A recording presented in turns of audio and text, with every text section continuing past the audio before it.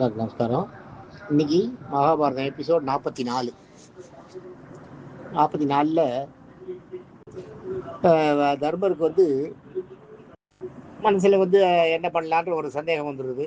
ஒரு மன கிளேசன்வால மனசில் ஒரு தடுமாற்றம் வந்துடுறது. ஒரு சக்கரவர்த்தி பட்டம் சூட்டிக்கணும்னு ஒரு ஆசை இருக்கு உள்ளுக்குள்ள. ஆசை வந்து எப்பயுமே ஆசைப்படணும். ஆசைப்பட்டால் அது நல்லது தான், அதுவே தப்பாகவும் போயிடக்கூடாது. ஆனால் தர்மர் பண்ணதெல்லாம் கரெக்டாக தான் பண்ணிட்டு வர. அதனால தான் கிருஷ்ணனை கூப்பிட்டு கேட்குறார் என்ன பண்ணலான்ட்டு. கிருஷ்ணன் வந்துடுறார். கிருஷ்ணன் வரார். கிருஷ்ணனுக்கு ஆள் அனுப்புகிறார். கிருஷ்ணனுக்கு அனுப்புனா கிருஷ்ணன் வந்து தர்மர் கிருஷ்ணர் வந்து கூப்பிட்றாருன்னு கிருஷ்ணர் அங்கேருந்து ஓடி வர.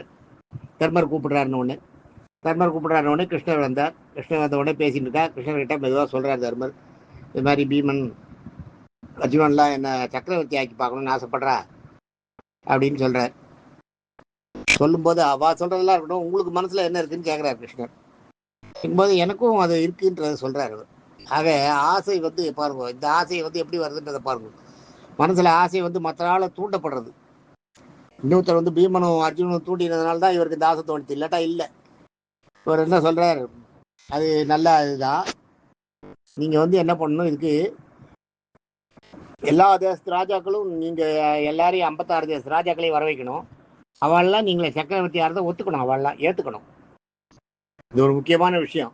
நீங்கள் ஏற்றுட்டாதான் நீங்கள் சக்கரவர்த்தி ஆக முடியும். 56 தேசத்து ராஜாக்கள் ஏற்றுக்கணும்னா 56 தேசத்து ராஜாக்களையும் வர வைக்கணும். வர வச்சு நீங்கள் சக்கரவர்த்தியாக பட்டம் சூட்டிக்கணும். அவள் முன்னிலையில் நீங்கள் பண்ணணும்.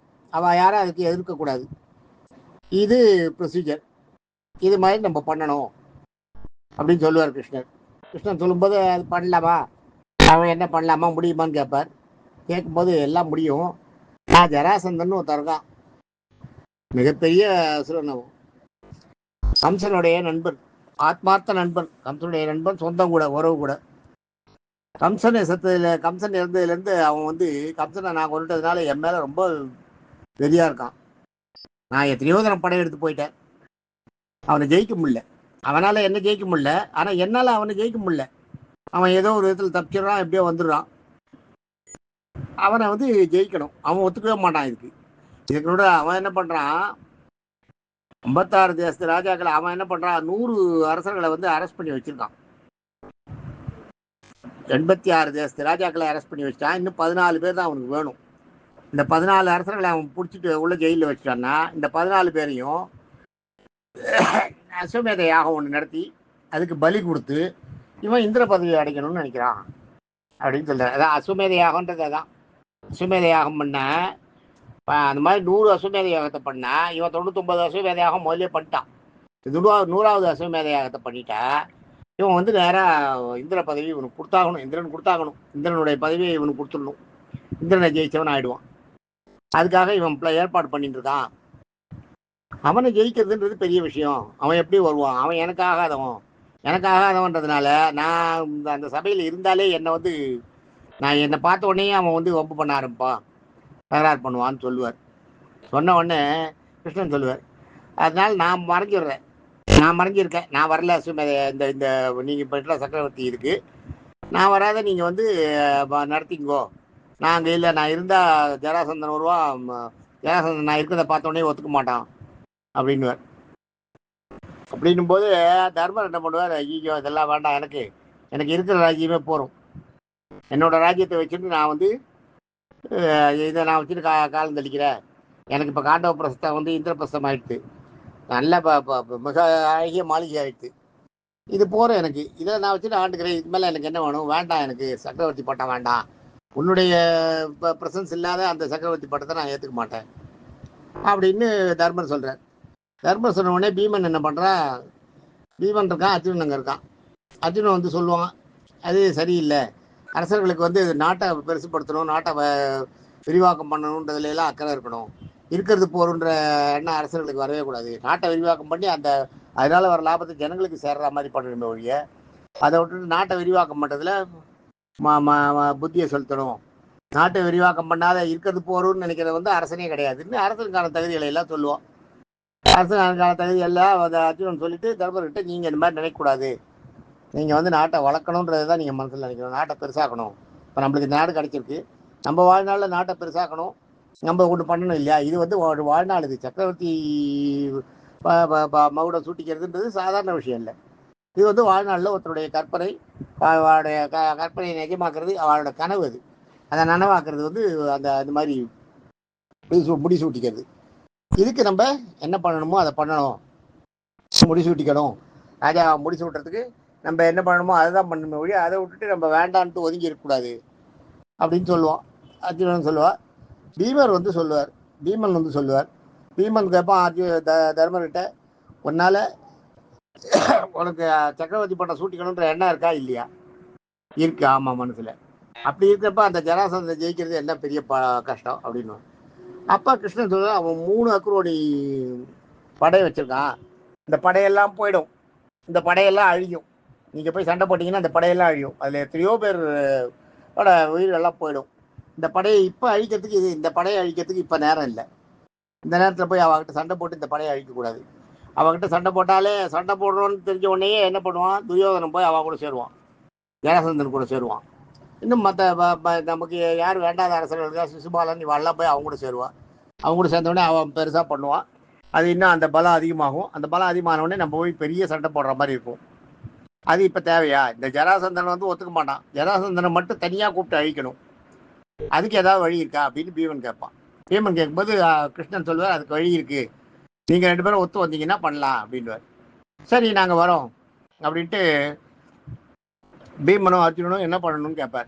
கேட்டவுடனே கிருஷ்ணன் என்ன பண்ணார், நம்ம வந்து ஒரு பிராமண அவதாரத்தை எடுத்துக்கலாம் அப்படின்னு 3 பேரும் பிராமண வேஷம் போட்டுட்டு போவான். பிராமண வேஷத்தில் 3 பேரும் ஜராசந்தனோட நாட்டுக்கு போவான். ஜராசந்தனோட நாட்டுக்கு போய் ஜராசந்தன்கிட்ட முதல்ல போய் வாசலில் நின்று பிச்சாந்தேகின்னு கேட்பான்.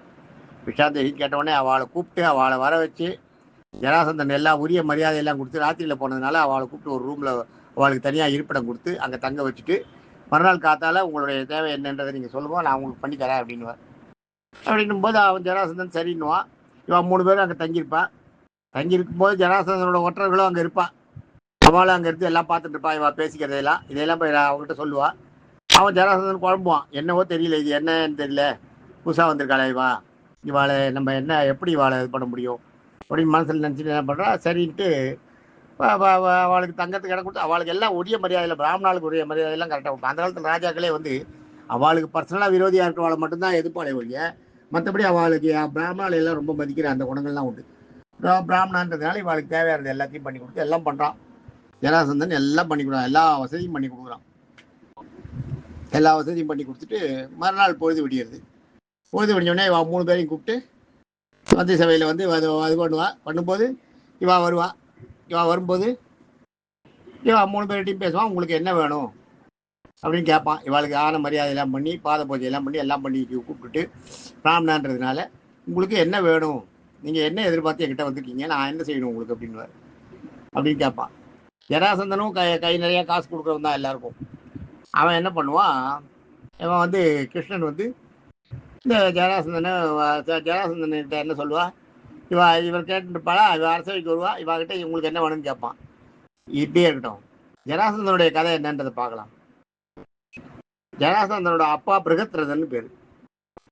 அவன் வந்து நிறைய நாட்டில் வந்து தர்ம காரியங்கள்லாம் செஞ்சு நிறைய ரொம்ப சிரேஷ்டமாக பண்ணியிருப்பான். எல்லா நாட்டும் ரொம்ப நாளாக ஆண்டுட்டு இருப்பான். ஆண்டுட்டு இருக்கும்போது அவனுக்கு வந்து ரொம்ப நாள் ஆகிடுது, கல்யாணம் பண்ணிக்கிறான். கல்யாணம் பண்ணிட்டு ஒரு லேடியை கல்யாணம் பண்ணிக்கிறான். ஒரு பொண்ணை கல்யாணம் பண்ணிட்டு அவளுக்கு குழந்தை இல்லைன்னு உடனே இன்னொரு பொண்ணை கல்யாணம் பண்ணிக்கிறான். அப்பயும் குழந்தை இல்லை. அவனுக்கு வயசும் ஆகிடுறது. வயசான உடனே ஓரளவு 40-50 வயசுக்கு மேலே ஆன உடனே என்ன பண்ணுறான், நம்ம இனிமேல் என்ன பண்ணுறது, நம்மளுக்கு வம்சம் இல்லையே, விருத்தி இல்லையே, சரி காட்டில் போய் எங்கேயாலும் தவம் இருந்து நம்ம காலத்தை கழிப்போம் அப்படின்ட்டு காட்டுக்கு போவோம். ஓரளவுக்கு மேலே நாட்டில் இருக்க முடியாது இல்லையா, மந்திரிக்கிட்ட நாட்டை ஒப்படைச்சிட்டு பார்த்துக்கொண்டு காட்டில் போய் தவம் இருப்பான். காட்டில் போய் சுற்றின்னு இருக்கும்போது காட்டில் இது பண்ணிருக்கும்போது அங்கே ஒரு முனிவர் வருவார். அங்கே ஒரு முனிவர் வந்து உங்களுக்கு என்ன வேணும் அப்படின்னு கேட்பார். நீங்கள் யார் என்ன எதெல்லாம் கேட்பா. இந்த நாட்டு ராஜானோடனே, ராஜா நீ இந்த மாதிரி ஆகி வந்திருக்கியா, பிருகத்ரதனா நீ இந்த மாதிரி வந்திருக்கியே, என்ன உனக்கு என்ன குறைன்னு கேட்பார். கேட்கும்போது இப்போ வந்து ராஜா உண்மையாகவே அழுதுட்டு அவனுடைய குறைய சொல்லுவான். எனக்கு நான் நன்னா தான் ஆண்டுருந்தேன் எல்லாம், ஆனால் எனக்கு வம்சம் இல்லை, வம்சம் விருத்தி ஆகலை, விருத்தி ஆகாதனால நான் வந்து இந்த மாதிரி காட்டுக்கு வந்திருக்கேன். காட்டில் வந்து கொஞ்ச நாள் அப்படியே தள்ளிட்டு அப்படியே செத்து போய் இல்லாட்ட ஐடியாவில் இருக்கேன்னுவோம். உடனே என்ன பண்ணுவார், அவர் என்ன பண்ணுவார், அப்படி யார்கிட்ட அப்படியே ஞான திசையில் பார்ப்பார். அது உண்மைதான் தெரியுது. தெரிஞ்ச உடனே ஞான திசையில் அப்படியே ஜெபம் பண்ணுவார். ஒரு மாங்கனி கையில் வரும். ஒரு மாம்பழம் வந்தோடனே அந்த மாம்பழத்தை எடுத்து அந்த ராஜா கிட்ட கொடுத்து, இந்த மாம்பழம் மூலமாக உனக்கு வம்சவருத்தி உண்டாகும்னு சொல்லி கொடுத்துருவார். இவன் என்ன பண்ணுவான், எடுத்துட்டு வந்து அவன் 2 மனைவிகிட்டையும் 2 பேர்கிட்டையும் பாரபட்சம் காட்டாத இருந்தவன். அரசர்களில் வந்து சின்ன மனைவி கிட்ட கொஞ்சம் மயக்கம் அதிகமாக இருக்கும். அவகிட்ட போவா, பெரியவளை வந்து உதாசீனப்படுத்துவான்றது நம்ம வாழ்க்கை நடைமுறைகளை பார்த்துட்டு இருக்கோம் நிறைய இடங்கள்ல. ஆனால் இவன் வந்து 2 பேர் மேலேயும் சமமான ஒரு மரியாதை கொடுப்பான். அதை வந்து அவன் ஒரு சபதமாகவே எடுத்துட்டு சின்ன வயசுலேருந்தே பண்ணிட்டு இருப்பான். அதை அவகிட்டையும் சொல்லுவான், உங்கள் 2 பேருக்கும் நான் பாரபட்சமே பார்க்க மாட்டேன்னு. இப்போ இந்த ஒரு மாம்பழம் வந்தோடனே இது யார்கிட்ட கொடுக்குறது பார்த்துட்டு அதை 2ஆ கட் பண்ணி 2 பேருக்கும் ஆளுக்கு பாதி கொடுத்துட்றான். 2 பேருக்கும் ஆளுக்கு பாதி கொடுத்துரு, 2 பேரும் பாதி சாப்பிட்றா. ஆளுக்கு பாதி பழத்தை சாப்பிட்றா. 2 பேரும் கன்சீவ் ஆகிடுறா. கன்சீவ் ஆன உடனே ராஜாவுக்கு சந்தோஷம் தாழலை. மிருகத்திரத்தனுக்கு இந்த இதுக்கு ஒரு சந்தோஷம் தாழலை ஆகும். அவன் என்ன பண்ணுறான், திரும்பி நாட்டுக்கு வந்துடுறான். நாட்டுக்கு வந்து என் ஒய்ஃப் 2 பேரும் கன்சீவ் ஆகிருக்கானோடனே அவளை ஜாக்கிரதையாக பார்த்துட்டு எல்லாம் பண்ணி அவளுக்கு தேவையானது எல்லாம் பண்ணிட்டு இருக்கான். எந்த குறையும் இல்லாத பண்ணிட்டு இருக்கான். 2 பேருக்கு ஈக்குவலாக பண்ணிட்டு இருக்கான். கொஞ்ச நாள் போனோடனே அவள் 2 பேருக்கும் குழந்தை பிறக்கிறது. குழந்தை பிறந்ததுன்னா அந்த குழந்தை எப்படி இருக்குன்னா, நம்ம மனுஷன் உடம்புல ஒரு பாதி எப்படி இருக்கும் அந்த மாதிரி, ஒரு கண்ணு, ஒரு கை, ஒரு கால், ஒரு பக்கத்து மார்பகம், இதெல்லாம் இருக்கிறதோட மாதிரி ஆண் குழந்தைன்றது மட்டும் தெரியுது. ஒரு ஒத்திக்கு பிறக்கிறது. பிறந்த உடனே பார்த்தா அடுத்தது அவளும் பிரசவ வதியில் அவசப்படுவாள். உடனே அதே சேம் டைம் அவளுக்கும் ஒரு குழந்தை பிறகுது. அந்த குழந்தையும் அப்படிதான், ஒரு கை, ஒரு கால், ஒரு இதோட இருக்குது, உயிர் மட்டும் இருக்குது, துடிச்சுட்டு இருக்கு, வேற ஒன்றுமே இல்லை. இதை பார்த்த உடனே இந்த ராஜாவுக்கு இந்த மாதிரி ஒரு ஜீவனே கிடையாது, இந்த மாதிரி ஒரு ஜீவன், அதாவது குறையிலே பிரசவம் வந்து சரியாக ஆகலை போல இருக்கு, குழந்தை உள்ளே வளராத பிறந்துடுத்து அப்படின்னு மனசில் நினச்சிட்டு என்ன பண்ணுறான், இது 2யும் ஒரு துணியில் மூட்டையாக கட்டி தூக்கின்னு போய் காட்டில் வீசிட்டு வந்திருக்கோம். வேற என்ன பண்ண முடியும், நம்ம எவ்வளோ ராஜா, நான் வந்து எனக்கு கல்யாணம் ஆகி குழந்தை பிறக்கணும்னு நான் எவ்வளோ எதிர்பார்த்துட்டு இருந்தேன், கனவோடு இருந்தேன், எல்லாம் அப்படி ஆயிடுச்சு அப்படின்ட்டு தூக்கிட்டு போய் காட்டில் வீச சொல்லுவான் சிப்பந்திகள் அதே மாதிரி அவன் என்ன பண்ணுவான், ஒரு துணியில் சுற்றி பெண்ணை வெளியில் தெரியக்கூடாது இல்லையா, அது பெண்ணை வெளியில் தெரியக்கூடாதுன்னு ஒன்று எடுத்து போய் காட்டில் வீசிடுவான். அந்த காலத்தில் அது ஒரு பழக்கம் உண்டு. செத்து போயிட்டா அடக்கம் பண்ணுறது, எரிக்கிறதுன்றதெல்லாம் ஒன்று. அது இல்லாத தன்னுடைய உடலை மற்ற பட்சிகள் மிருகங்கள் ஏதாவது சாப்பிட்டுப்பா அது பசியாடணுன்றதுக்காக காட்டில் தூக்கி வீசுற சொல்கிறதும் அந்த பழக்கமும் உண்டு. அது மாதிரி ராஜாவும் சொல்லுவாள், பண்ணுறதும் அவள் பழக்கங்களில் ஒத்துத்துற வம்ச பழக்கம் இருக்கு இல்லையா, அது மாதிரி இவன் ஜனார்தனோட வம்ச பழக்கம் வந்து காட்டில் வீசுறது. அதை வந்து அந்த பிரகத்தில் வந்து அந்த மாதிரி சொல்லிடுறான், காட்டில் கொண்டு இந்த 2 பெண்டத்தையும் வீசிட்டு வந்துருவோம், இது நாட்டில் வச்சுக்க முடியாது நம்ம அப்படின்ட்டு திரும்ப வீசிடுறான். வீசின உடனே 2 பெண்டம் அப்படியே கிடக்கு. இதே அங்கே வந்து ஜரான்னு ஒரு லேடி, ஒரு அரக்கி, ஜரான்னு ஒரு அரக்கி, அவள் வந்து என்ன பண்ணுறா, பசிக்காக நரபலி மனுஷங்களை தின்றதுக்காக தேடிட்டு வருவாள். தேடிட்டு வரும்போது பார்த்தா ஒரு மூட்டை கிடக்கும். ஒரு மூட்டை எடுத்து பார்ப்பா, உள்ள இது மாதிரி ஒரு பாதி பிண்டமாக இருக்கும். பரவாயில்ல, மனுஷக்கறி கிடச்சிட்டு நம்மளுக்கு சந்தோஷப்பட்டு அப்படி போகும்போது பார்த்தா இன்னொரு மூட்டை பக்கத்தில் கிடக்கும். அந்த மூட்டையை எடுத்து பார்ப்பான், அதுலேயும் ஒரு குழந்தை இருக்கும், அதுலேயும் ஒரு பாதி பிண்டமாக இருக்கும். சரி பரவாயில்ல, நமக்கு 2 சரியாக வரும்ன்ட்டு இப்படி எடுத்து 2ஐயும் மாரில் அழைச்சிட்டு அழைச்சிட்டு போகும்போது போய் அங்கே போய் பார்த்தாலும் 2 குழந்தையும் ஒட்டின்னு இருக்கும். ஒட்டிட்டு குழந்தையாக கத்தும். கத்தின உடனே இவளுக்கு ஆச்சரியமாயிடும், இந்த அறிக்கைக்கு இப்படி கூட ஒரு இது உண்டா, பாதி பாதியாக நம்ம கண்ணே தானே பாதி பாதியாக எடுத்து அப்படியே ஒட்டின்னு கொடுத்தேன், இது ஏதோ இது இருக்குது, இதில் இது ஏதோ தெய்வ இது இருக்குது, சங்கல்பம் இருக்குது அப்படின்னு நினச்சி என்ன பண்ணுவான், நேராக அந்த நாட்டு ராஜா பிரகத்திரதன் தானே, அவனை இறக்குற ஒரு சேர்ந்தவன் தானே, பிரகத்திரதன்கிட்ட ஓடி வருவான். ஓடி வந்து இது மாதிரி குழந்தை பார்த்தோம் ராஜா, குழந்தை காட்டில் இருந்தது, இந்த 2 குழந்தையுமே வந்து 2 குழந்தையா இருந்தது, நான் எடுத்து அப்படி கையில் பிடிச்சா 2 ஒட்டிட்டு உயிர் வந்துடுத்து கத்துறது, இது யார் கொண்டு போட்டு போறான்னு தெரியலங்க அப்படின்னு தெரியுது. அப்படின்னு ஒன்று அப்போதான் ராஜாவுக்கு போட்டுலாம் இருக்க மாதிரி இருக்கு, நம்ம மாம்பழத்தை 2ஆ வெட்டி கொடுத்தோமே அதனால ஆனது போல இருக்கு. சரி இப்போ கிட்ட சேர்த்த உடனே 2ஆ சேர்த்து ஒன்றா செஞ்சுட்டு குழந்தையா உருவாயிடுச்சு, நம்ம போட்ட குழந்தை தான் இது, பரவாயில்ல நம்மளுக்கு வம்ச வித்தி உருவாயிடுச்சுன்னு வம்ச வித்தியை உண்டு பண்ணி அவனுக்கு எல்லா ஞானத்தையும் கொடுத்து, அவனுக்கு எல்லா வில்வித்தைகளையும் கற்றுக் கொடுத்து, எல்லா வித்தைகளையும் கற்றுக் கொடுத்து, அரசனுக்கான வித்தையெல்லாம் கற்றுக் கொடுத்து, அரசனுக்கான ஞானம் தர்மம் எல்லாத்தையும் போதிச்சு அனுப்பிடுறான். அவனை வளர்க்குறான். அவனை வளர்த்து அவங்க ஞானம். அதனால தான் ஜராசந்தன் வந்து நியாயம் தவறாத நடக்கிற அரசனாக இருக்கான், நேர்மையான அரசனாக இருக்கான். அவன் தான் இன்னைக்கு ஜராசந்தனா பெருசாக உருவெடுத்திருக்கான். அவன் அப்பா செத்து போயிடுறான். செத்து போனோடனே தன்னுடைய பிள்ளையான ஜராசந்தனை ராஜாவாக்கிட்டு போயிடுறான். இந்த ராஜாவாக்கிட்டு போயிருக்கும்போது இப்படி இருக்க கம்சனை வந்து கிருஷ்ணன் கொண்டுட்டான்ற செய்தி ஜராசந்தனுக்கு வரும். ஜராசந்தனுக்கு வரும்போதே அந்த கண்ணனை நம்ம ஒழிச்சிடணும் அப்படின்வான். கண்ணன் வந்து அடிக்கடி துவாரகா மேலே படம் எடுப்பான். அதை பார்த்துட்டு கிருஷ்ணனை ஒழிக்கணுன்றதுக்காக மதுரா மேலே படம் எடுக்கும்போது கண்ணன் வந்து அதை அவனை முறியடிச்சு விரட்டி அமைச்சிருவான். விரட்டி எத்தனையோ தடவை அது மாதிரி ஆயிருக்கு. ஆனால் ஜெயிக்க முடியல. அவன் வந்து சண்டை போடுவான். சண்டையில் தூக்குற மாதிரி இருக்கும்போது ஓடி போயிடுவான். இது மாதிரியே இருந்தது ஒழிய அவனை கொன்னாதான் அவன் அந்த இது தீரும். அதனால தான் கிருஷ்ணன் என்ன பண்ணுறாரு, இது ஒரு நல்ல சான்ஸ் நம்மளுக்கு. இவனுக்கு வந்து சக்கரவர்த்தி பட்டத்துக்காக கேட்குறான். இவனை காரணமாக வச்சு நம்ம கம்சனை கொண்டுட்டோம்னா கம்சனோட இது தீர்ந்துருச்சுன்னா சரியாயிடும். கம்சனை வந்து நம்ம படைகள்லாம் எதுவும் நஷ்டமாகாத, யாருக்கும் எந்த படையும் சாகாத, அவன் மட்டும் சாகிற மாதிரி ஏற்பாடு பண்ணணும்னு மனசில் நினச்சிருந்தா வராது. வந்து இங்கே வந்தவொடனே இவன் உங்களுக்கு என்ன வேணும்னு கேட்குறான் இல்லையா ஜராசந்தன். இப்போ கதைக்கு வருவோம். ஜராசந்தன் வந்து ஜராசந்தனோட வரலாறு பார்த்தோம். இப்போ ஜராசந்தன் வந்து உங்களுக்கு என்ன வேணும்னு கேட்குறான். கேட்கும்போது இவர் என்ன சொல்லுவார், கிருஷ்ணன் வந்து எங்கள் 3 பேரில் நீ தனியாள், உங்கூட எங்களுக்கு சண்டை போடணும் போல இருக்கு. நேராகவே சொல்லுவார் கிருஷ்ணன், உங்கூட எங்களுக்கு சண்டை போடணும் போல இருக்கு. எங்கள் 3 பேரில் யார் நீ தேர்ந்தெடுக்கிறியோ அவள் வந்து உங்கூட சண்டைக்கு நிற்கிறோம், சண்டை போடுவோம். சண்டை போட்டு யார் ஜெயிப்பான்னு பார்ப்போம். யார் ஜெயிக்கிறாளோ அதுக்கேற்ற மாதிரி நம்ம நாட்டை எடுத்துக்கலாம். நாங்கள் தோத்தோம்னா நாங்கள் வந்து உனக்கு கட்டுப்பட்டுறோம், உனக்கு அடிமை ஆகிடுறோம் அப்படின்னுவா. அப்படின்ன உடனே இவன் பார்ப்பான். பார்த்த உடனே அந்த காலத்தில் வந்து ராஜாக்கள் பண்ணலாம், இல்லாட்டா அந்தணர்களை அரெஸ்ட் பண்ணி வைக்கலாம். 86 பேர் ராஜாக்களை பண்ணியிருக்கா இல்லையா, அந்த ராஜாக்களுக்கான அந்த ஈக்குவல் பவர் வந்து அந்தணர்களுக்கும் உண்டு. அந்தணர்களே நம்ம அரெஸ்ட் பண்ணலாம். ஸோ இவன் என்ன பண்ணுறான், சண்டை போட்டு இந்த 3 பேரை பிடிச்சி உள்ளே தள்ளி வச்சுட்டு அந்த 86 இருக்கு இல்லையா, 86ஓட 3 89 ஆகட்டும், இவன் கூட சண்டை போட்டு இவளை ஜெயிச்சுடலாம் அப்படின்னு சொல்லிட்டு அப்படியே பார்ப்பான். அப்போ கிருஷ்ணன் சொல்லுவார், எங்களில் யாரையாவது ஒருத்தரை நீ தேர்ந்தெடுத்து சண்டை போட்டாலும் அவகிட்ட ஜெயிச்சாலும் நீ வந்து நாட்டை எடுத்துக்கலாம். நாங்கள் வந்து உனக்கு அடிமையாயிடுவோம், 3 பேர் அடிமையாயிடுவோம். யாராவது ஒருத்தரை ஜெயிச்சா போகிறோம், 3 பேர் அடிமையாயிடுவோம், மற்றவங்க கூட சண்டையே போட வேண்டியில்லை அப்படின்னுவோம். அப்படின்னு உடனே ஜராசந்தனுக்கு இன்னும் சந்தோஷமாயிடும். ஒருத்தனை ஜெயிச்சதுனால 3 பேர் கிடைக்கிறாள்ல, சரின்ட்டு பார்த்துட்டு என்ன பண்ணுவான், நீயே செலக்ட் பண்ணுன்னு சொல்லி கிருஷ்ணன் சொல்லுவார். யாராவது ஒருத்தர் நீயே செலக்ட் பண்ணுங்க. அர்ஜுனன் பார்த்தா பரவாயில்ல, உன்னை பார்த்தா இப்போ கிருஷ்ணனை சொல்லுவார். கிருஷ்ணனை பார்த்தா உன்னை பார்த்தா திராபையா இருக்கு, வயசானவனா இருக்கா, நீ அவ்வளோ ஒன்றால் முடியாது சண்டை போடுறதெல்லாம். அர்ஜுனன் பரவாயில்ல, ஆனால் பீமன் வந்து நல்ல வாட்ட சட்டமாக உடம்பு பலமான ஆளாக இருக்கான். பீமன் வந்து எப்பயுமே அதான் தெரியல, பீமன் வந்து பெரிய உருவம், அவன் உருவம் நல்லா இருக்கான், வாட்ட சாட்டமாக இருக்கான், இவன் கூட நான் சண்டை போடுறேன் அப்படின்னுவான். உடனே சரி இவன் கூட நீ சண்டை போட்டு ஜெயி அப்படின்னு எல்லாரும் ஒத்துண்டுவா. ஒத்துட்ட உடனே சண்டைக்கு நாள் நிர்ணயம் பண்ணிடுறா. நாள் நிர்ணயம் பண்ண உடனே என்ன சண்டை போடலாம், பீமா கதையை வச்சுட்டு யுத்தமா, உனக்கு என்ன யுத்தம் தெரியும்னு கேட்பா. எனக்கு துவந்த யுத்தம் தெரியும், மல்யுத்தம் தெரியும், இந்த கதையை வச்சு சண்டை போடுறதெல்லாம் தெரியும் அப்படியே பீமன் சொல்லுவான். பீமன் சொன்ன உடனே அவன் என்ன பண்ணுவான், அப்படியா ரொம்ப நல்லது, நான் துவந்த யுத்தம்ன்றது வந்து குத்து சண்டை, அந்த சண்டையில் நீ வந்து என்னை ஜெயி, அந்த சண்டை நம்ம வச்சுக்கலான்னுவான். இவனும் பீமனும் ஓகேன்னுவான்.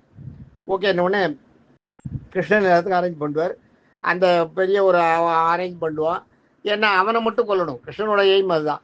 அவனால் தேவையில்லாத அப்பாவி படைகளை எல்லாம் நம்ம சூறையாடக்கூடாது, அவனை எல்லாம் கொல்லக்கூடாது, அவனை மட்டும் கொல்லணுன்றதுக்காக சரின்ட்டு ஒத்துக்கிறா. ஒத்துட்ட உடனே அப்போ பீமனுக்கு வந்து எப்படின்னா சண்டை போட போட போட போட அவனுக்கு பவர் ஏறும். 1000 யானை பலம் கொண்டவன் இப்போ பீமன். 1000 யானையை தூக்கி போட்டு மிதிப்பானான். ஒரு யானையோட பலம்ன்றது எவ்வளவு, 1000 யானை பலம்னா அவன் எப்படி இருப்பான். அவன் வந்து சண்டை போடுவான் ஜராசந்தன் கூட. 18 நாள் சண்டை நடக்கும். 18 நாள் சண்டை, தினம் சண்டை தான். 2 பேருக்கும் சரியான சண்டை நடக்கும்.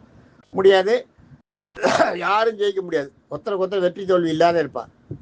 ஆனால் ஜராசந்தன் டயர்டாகும், பீமன் வந்து டயர்டாக மாட்டான், நல்லா சுறுசுறுப்பாக உருவாகும். இவன் அந்த மாதிரி சண்டை போட்டுருக்கும்போது கடைசி நாள் என்ன பண்ணிடுறான், பீமன் வந்து ஜராசந்தனை பிடிச்சிடறான். ஜராசந்தன் கை டவுன் ஆகிடுது, டயர்ட் ஆகிடுறான், ரொம்ப வீக் ஆகிடுறான். வீக் ஆன உடனே கிருஷ்ணன் ஜராசந்தனை சண்டையில் ஒரு காலில் மீச்சிட்டு இன்னொரு காலை அப்படியே பிடிச்சி இழுத்து 2ஆக கிழிப்பான். 2ஆக கிழிச்சு தூக்கி போடுவான். தூக்கி போட்ட உடனே அது என்ன பண்ணும், மறுபடியும் அப்படியே ஒன்றா வந்து சேர்ந்து அந்த ஜரா அப்படி தானே பண்ணான். அதனால தான் அவனுக்கு பேரே ஜராசந்தன் வச்சான்டா ராஜா. அந்த ஜராவோட நினைவா மறுபடியும் ஒட்டிட்ட உடனே உயிர் வந்துடும். உயிர் வந்தவுடனே ஆஹாஹான்னு மறுபடியும் எழுந்து சண்டைக்கு வருவான். அப்போதான் பீமன் முழிப்பான், இவனை எப்படி கொள்றதுன்னு தெரியும், இவனை எப்படி கிழிச்சு போட்டாலே உயிர் வந்துடுது, இவனை என்ன பண்ணுறதுன்னு தெரியலேன்னு. அப்போ கிருஷ்ணனை பார்ப்பான். கிருஷ்ணன் என்ன பண்ணுவார், ஒரு தர்ப்பப்பில்லை எடுத்து ரெண்டாக கிழிச்சு இடது கையில் இருக்கிறத வலது பக்கமும் வலது கையில் இருக்கிறத இடது பக்கமும் போடுவார். அதை பார்த்த உடனே பீமன் புரிஞ்சுடுவான். மறுபடியும் சண்டை போட்டுருப்பா. சண்டை போட்டுருக்கும்போது ஒரு சான்ஸ் வரும்போது கரெக்டாக ஜராசந்தனை மடக்கி காலை மிதிச்சுட்டு கிழிப்பான். கிழிச்சிட்டு இந்த பக்கம் ஒரு பாகத்தை, அந்த பக்கத்தை ஒரு பாகத்தை, இடது கை பக்கத்தில் இருக்கிற பாகத்தை வலது கை பக்கமாகவும் வலது கை பக்கத்தில் இருக்கிற பாகத்தை இருக்கிற உடலை இடது கை பக்கமாகவும் போடுவான். போட்ட உடனே ரெண்டும் ஒன்றா சேர முடியாது, ஒன்றா சேராது, அப்படியே துடிச்சு செத்து போயிடும். இதுதான் ஜராசந்தனை அழிச்சிடறான். ஜராசந்தனை அழிச்சிட்டு அந்த 86 தேச ராஜாக்களையும் விடுதலை பண்ணுறான். 86 தேச ராஜாக்களையும் விடுதலை பண்ணி தான் யாருன்றது சொல்கிறான். நான் பீமன், இவர் அர்ஜுனன், இவர் கிருஷ்ணன், நாங்கள் சக்கரவர்த்தி யாகம் பண்ண போகிறோம், சக்கரவர்த்திக்காக நாங்கள் பெரிய யாகம் பண்ண போகிறார், அஸ்வமேத யாகம் பண்ண போகிறார், அதில் நீங்கள் எல்லோரும் வந்திருந்து அவரை சக்கரவர்த்தியாக ஏற்றிக்கணும்னுவா. இந்த ராஜாக்கள்லாம் நாங்கள் வரோன்னு ஒத்துப்பான். ஏன்னா இவன் உயிரை காப்பாற்றி கொடுத்துருந்தே பீமன் தானே. பீமன் இல்லைன்னா 86 பேர் உள்ளே இருந்திருப்பா, இன்னொரு 14 பேர் சேர்ந்தோடனே செத்துருப்பா இல்லையா. அதனால் 86 தேசத்து ராஜாக்களும் வரேன்னு விடுவான். வரேன்ன உடனே சரின்னு அதை ஒத்துட்டு அப்படியே வந்துடுவான். பீமன் வந்துடுவான். பீமன் அந்த நாட்டை இது பண்ணிட்டு ஜராசந்தனோட புள்ள ஒருத்தன் இருக்கான். அந்த பிள்ளைகிட்ட அந்த இதை கொடுத்துட்டு, ஆட்சியை கொடுத்துட்டு ஜராசந்தன் வந்துடுறான்.